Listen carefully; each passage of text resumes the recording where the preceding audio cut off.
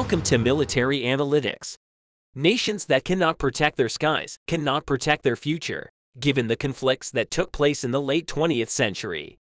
Air threats on a global scale have increased with the advancement of technology. Both air defense systems and air threat elements have evolved during the violent conflicts of the 21st century. The significance of air defense systems has once again been highlighted in the ongoing war between Russia and Ukraine, particularly with regards to the Ukrainian targeting of Russian S-300 batteries, which has dealt a blow to Putin. Let's delve deeper into how Ukraine neutralized Russian air defense systems. The Ukrainian war continues with intense clashes on the eastern and southern front lines. Recent developments on the southern front line expose the predicament of the Russian army.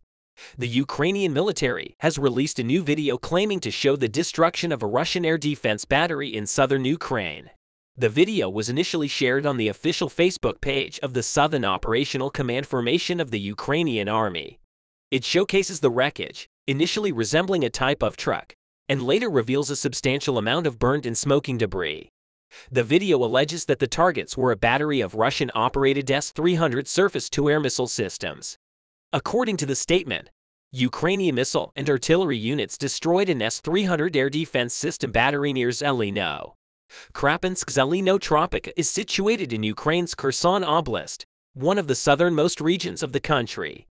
The region lies just north of the Crimean Peninsula, which Russia annexed from Ukraine in 2014.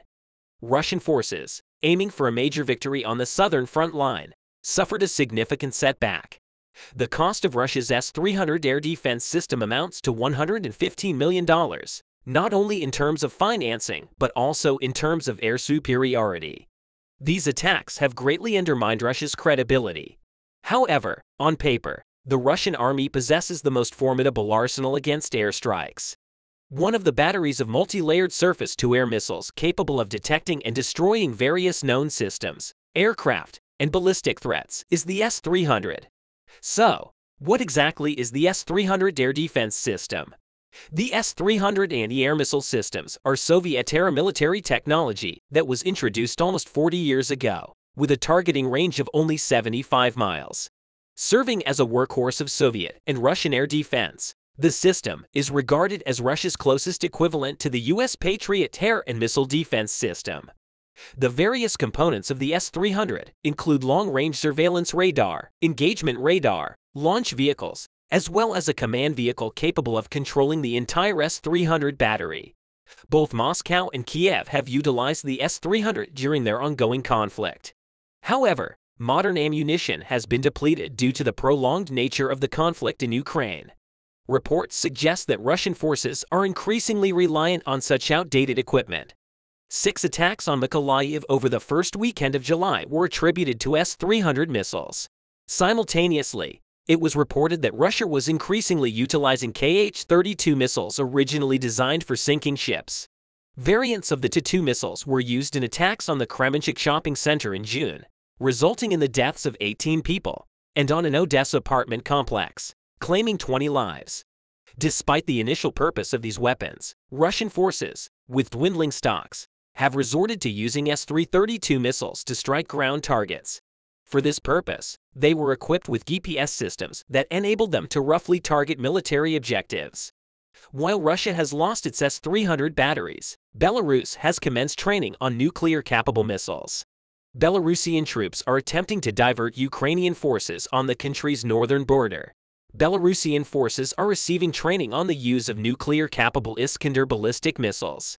The Russian Ministry of Defense announced on its official Telegram channel that the Belarusian crew had been undergoing training in the use of Iskander short-range ballistic missiles, capable of low-yield nuclear strikes, in the southern military district of Russia since April.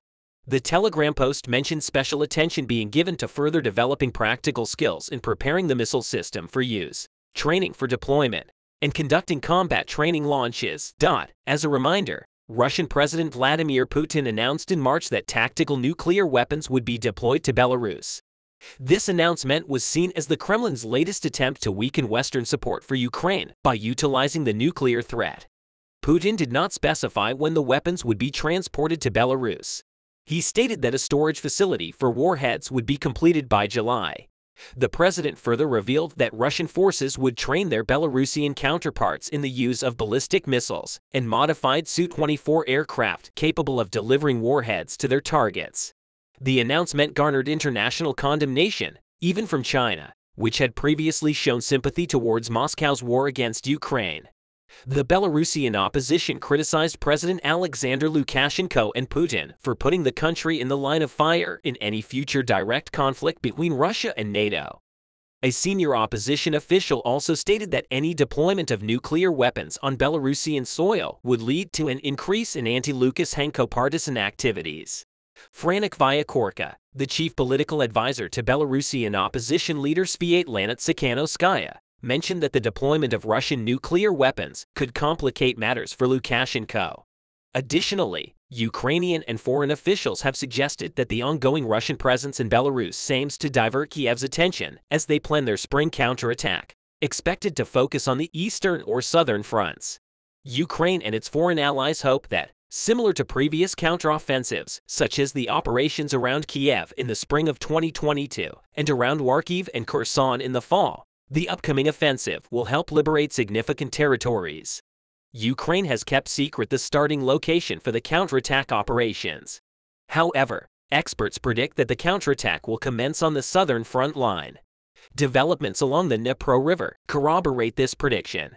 According to conflict analysts, Ukrainian troops have successfully crossed the Dnipro River in the south of the country for the first time since the beginning of the Russian invasion. Russian war correspondent Romanov has confirmed that Ukrainian armed forces landed on the left bank of the Dnipro in the Kherson region. A group of up to 30 Ukrainian soldiers established a beachhead for new offensives deep within the Kherson region, as reported by a Russian military correspondent. The Ukrainian army is currently positioned along the coastline and is likely preparing to further fortify their position, as per Romanov's information. The Ukrainian army's positions on the left bank of the Dnipro are relatively close to those of the Russian army. Information regarding the presence of the Ukrainian army on the left bank of the Kherson region had been a subject of controversy until now. However, there has been no official statement from the Ministry of Defense on this matter. Crossing the Dnipro River is crucial to the Ukrainian military's objective of gaining control over Crimea, which Russia annexed 9 years ago. Ukrainian troops aim to advance approximately 161 kilometers south of the river, at least as far as the annexed Crimea. This breakthrough comes on the heels of rumors regarding a partial Russian withdrawal from the Kherson region. Conversely, according to reports from the Institute for War Studies, Ukrainian forces are establishing positions near the town of Oleshki, across the Dnipro Delta from Kherson. The report suggests that Ukrainian forces are advancing towards the nearby village of Dapchi. It is also claimed that Ukrainian troops have held these positions for several weeks and have secured supply lines, indicating that there is no Russian control in the region. In summary, Russia has deployed a significant number of S-300 and S-400 air defense systems, as well as electronic intelligence and radar systems in various regions. These systems would typically be expected to detect and neutralize any aircraft in the air, covering most of Ukraine. Russia has similar systems deployed along the Ukrainian border and in Belarus. However, despite these capabilities, there has been a notable weakness in achieving air superiority from the start of the war. This leads us to speculate that Russia may not be planning a full-scale operation or may have a vulnerability in this regard. The fact that Kiev managed to strike the S-300 batteries further strengthens this possibility. German tanks appear on Ukrainian territory. The Russian army, mobilized on the orders of Russian Chief of Staff Valery Gerasimov, was defeated by German tanks on the Bakhmut front. The Leopard tanks that appeared out of nowhere forced the Russian army to retreat. Hot clashes continue in the city of Bakhmut, which the Russian army has been trying to occupy for a long time. Russian leader Vladimir Putin, who failed to occupy the city of Bakhmut for months, rolled up his sleeves this time and took action. Putin, who started to dispatch Wagner soldiers from the south to the Bakhmut front, is very determined to capture the city of Bakhmut. Wagner and Russian troops organized a large-scale ground operation in Bakhmut and tried to enter the city. However, the Russian soldiers encountered something they never expected. Dozens of Leopard tanks appeared on the edge of the city, surprising the Russian soldiers. Leopard tanks, flying the German flag, protected the city of Bakhmut like a fortress. The German tanks thwarted Vladimir Putin's plan and caused a huge uproar in the Kremlin. Germany, which has been providing arms and ammunition to the Ukrainian army since the beginning of the war, made a big move in recent months by agreeing to send tanks to the Ukrainian army.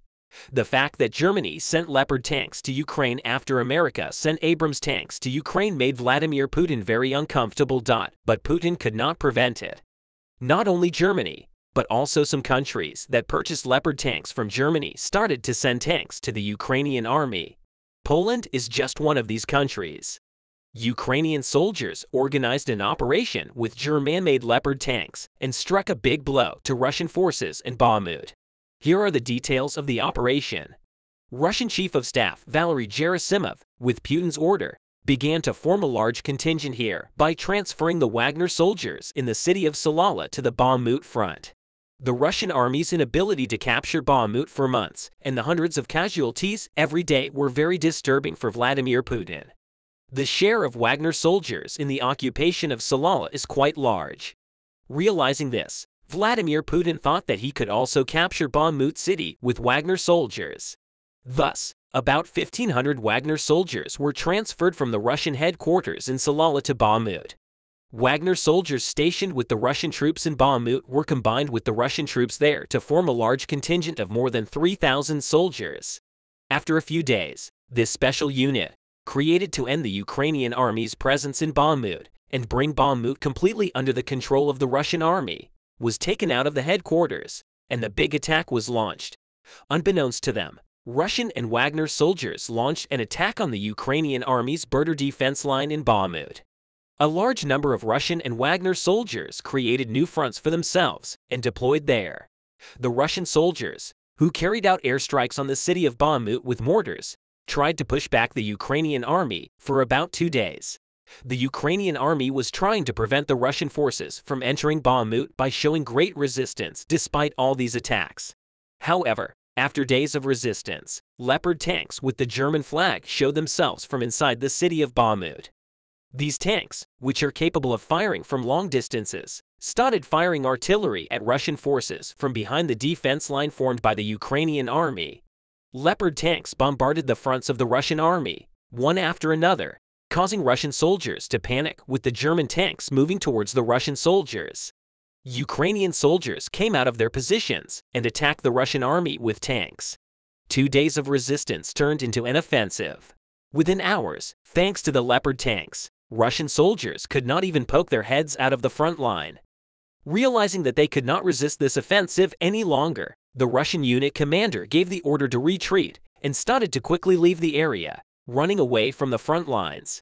The Russian soldiers tried to hide from the Ukrainian army by entering a town in Bakhmut. Thus, Ukrainian soldiers, using Leopard tanks, inflicted a great defeat on the Russian army. Germany, which provided both arms and ammunition to the Ukrainian army since the first months of the war, refused to send tanks to the Ukrainian army. The US government was constantly warning Germany about this issue and demanded that Leopard tanks be sent to Ukraine. However, the German government was very hesitant to send Leopard tanks because the US did not send Abrams tanks. However, with the decision taken by the US, they agreed to send Abrams tanks to the Ukrainian army. The US also agreed to send not only tanks, but also long-range HIMARS missiles and Patriot air defense systems. This move by the US led to many countries sending support to Ukraine. Thus, a large tank coalition was formed, and many countries started sending tanks to Ukraine. However, this is not the only reason for Germany to send tanks. As is well known, there has been great tension between Russia and Germany since the Second World War. Putin, who does not want Germany to send support to Ukraine due to Germany's highly developed military technology, is trying to prevent Western countries, especially Germany, from sending support to Ukraine in various ways. And he is doing this by implementing aggressive policies as usual. As is well known, Russia is a country rich in energy resources. Most Western countries meet their natural gas and oil needs from Russia. As I wrote this, Vladimir Putin has threatened Germany many times to cut off its natural gas. However, realizing that he cannot do this through official means, Putin has stopped natural gas pipelines to Germany many times under the pretext of maintenance work. When German government officials realized that these deliberate maintenance works would continue for a while, they started to take various measures. The first of these measures was Germany's shift towards renewable energy sources. At the same time, Germany started to prioritize energy production with coal and started projects to provide the entire country's energy supply with coal energy, thinking that Russia would continuously make these natural gas cuts. German authorities also increased natural gas prices in the country. Thus, it was ensured that German citizens reduced the use of natural gas for a while. Another reason was that German Foreign Minister Annalena Baerbock was attacked by the Russian army during her visit to Ukraine. Baerbock, who visited the battlefield to give morale and motivation to Ukrainian soldiers, was suddenly faced with airstrikes by the Russian army. Upon these attacks, Ukrainian commanders removed Baerbock from the area and took her to a safe zone. Shortly after this incident, the German government not only agreed to send German tanks to the Ukrainian army, but also stated that they would provide arms and ammunition to the Ukrainian army until the war ended. Now, because of Vladimir Putin's threatening actions, the Russian army has to fight with German tanks in Ukraine. Even though Vladimir Putin is trying to impose energy embargoes on Germany and Western countries, everyone knows that he cannot do it. As a result of the sanctions and embargoes imposed on Russia by the US and Western countries, the Russian economy has entered a very turbulent period. At the same time, Putin, who is struggling to meet the needs of the Russian army in Ukrainian territory, is said to have spent a large part of the state treasury. For this reason, Vladimir Putin will not want to stop the usual natural gas exports, his biggest source of income. The Russian army needs huge sums of money to stay on Ukrainian soil, and most of this money is provided by energy exports. As you will have seen, as the Ukrainian army grew in strength and started to take back the occupied territories, Vladimir Putin stopped even talking about natural gas because the Russian army needs more military power and weapons to respond to the Ukrainian army. And this military equipment requires money, and this money is provided by energy exports. What makes a country is its citizens. The army consists of these citizens. Therefore, victory in a war is possible with the support of the citizens of the country as well as the soldiers in the army. The reason for the failure of the Russian army against Ukraine is undoubtedly the Russian people who did not support the invasion of Ukraine, which Putin initiated for his personal career. The biggest factor in Ukraine's success in the war is the resistance of the people who support its army and leader. A development in Bryansk the other day demonstrated this once again. The sabotage group formed by the Ukrainian citizens against the Russian occupiers carried out a historic operation in the towns of Suchin and Lebedyan in the Bryansk region of Russia. After the successful operation, Ukrainian flags flew in these cities. Russia panicked. After this development, the Kremlin declared a state of emergency. For a long time, the Ukrainian army has switched from a defensive position to an offensive position because Russia has been cornered day by day by the embargo imposed by Western and European countries. Inexperienced soldiers, inadequate equipment, and attacks by the Ukrainian army. For this reason, the Russian army had to withdraw from many regions.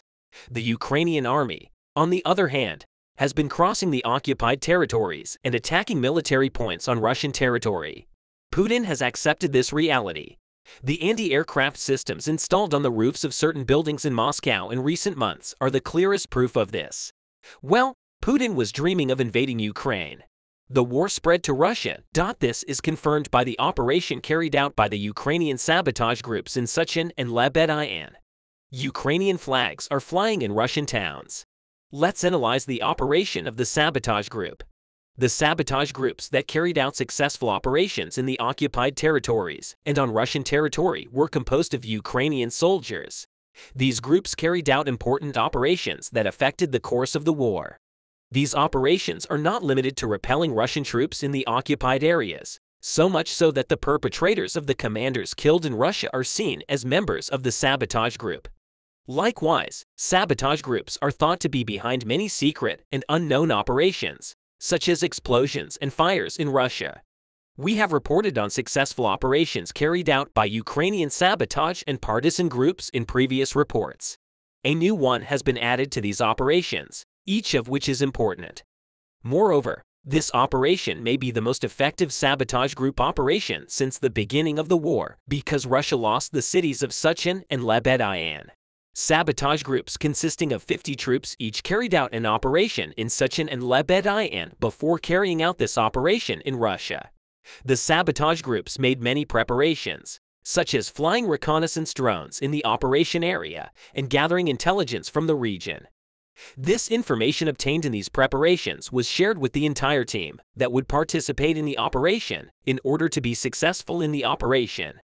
Details such as the coordinate information obtained with drone cameras and the watch times of the soldiers learned as a result of intelligence work were very important because being successful in an operation was only possible by knowing all the details of the region. Having learned their lesson well, the group members were now ready for the operation.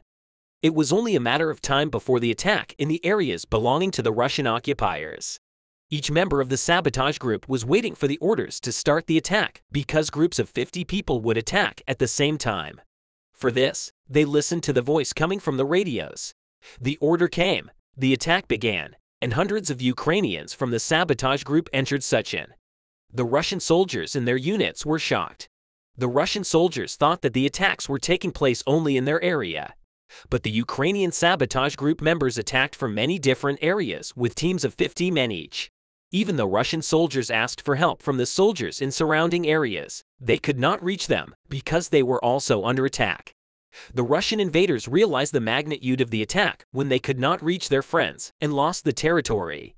Thanks to the intelligence information obtained before the operation, the sabotage group first captured the small units of the Russian occupiers because they were going to use the military vehicles and equipment of these units before attacking the big units. This tactic of the sabotage group was successful. The small units were easily captured, and then the attack on their large units began. The occupying soldiers in the large units were surprised when hundreds of soldiers came at them unexpectedly. Every invader who responded to the Ukrainian sabotage group was killed. The soldiers who saw this and opposed Putin's decision to invade but were forced to stay in the army surrendered to the sabotage groups. The Ukrainian sabotage group destroyed all the occupiers in Sechin. Some were wounded, some were taken hostage, and some surrendered. All the equipment and bases belonging to the occupiers in Sechin now belong to the Ukrainian sabotage group. All the Russian flags that the Russian occupiers had planted in the area were removed. The Russian flags were replaced by Ukrainian flags. Ukrainian flags are flying in Sechin. Another city where the Ukrainian flags were flying is Lebedian. The capture of this city took place in a very short time. The small number of troops and equipment in the area led to the Russian invaders being neutralized in a short time. After the completion of the operations, members of the sabotage group hung Ukrainian flags in both cities and made a short statement. This statement reassured the anti-occupation Russian people because the members of the sabotage group stated that the people of the region can live freely, not under Putin's orders. While Putin, who lost tons of ammunition and dozens of soldiers, did not know what to do in the face of this attack. Explosions were heard near Moscow. Putin and his army could not even regret the loss of 2 cities. The explosions in Kolomna, a town near Moscow, shook Russia's balance because the events were happening one after the other. No statement has been made about the explosions in Kolomna, but it is thought that Ukraine is behind this explosion because there were unmanned aerial centers of the Russian occupiers in Kolomna. Explosions in Kolomna during the operation in the cities of Lyubushkin and Zucchini brought to mind that sabotage groups may launch an attack on the unmanned aerial center of the Russian invaders in Kolomna. However, the sabotage groups did not make a statement on this issue. It was only the locals in Kolomna who made a statement about the explosions in Kolomna. The people of Kolomna stated that a sound like a whistling sound was heard before the explosion. Although these statements suggest an airplane attack, there was no statement from either Russia or Ukraine. While Russian leader Vladimir Putin was cornered by the Ukrainian army's attacks, he was surprised by the attacks of sabotage groups because the course of the war had changed. When Putin started the invasion of Ukraine, he never imagined that Ukrainian flags would be flying in his own country. If Putin continues the occupation, he is likely to face many new problems he did not expect. Thank you for watching us.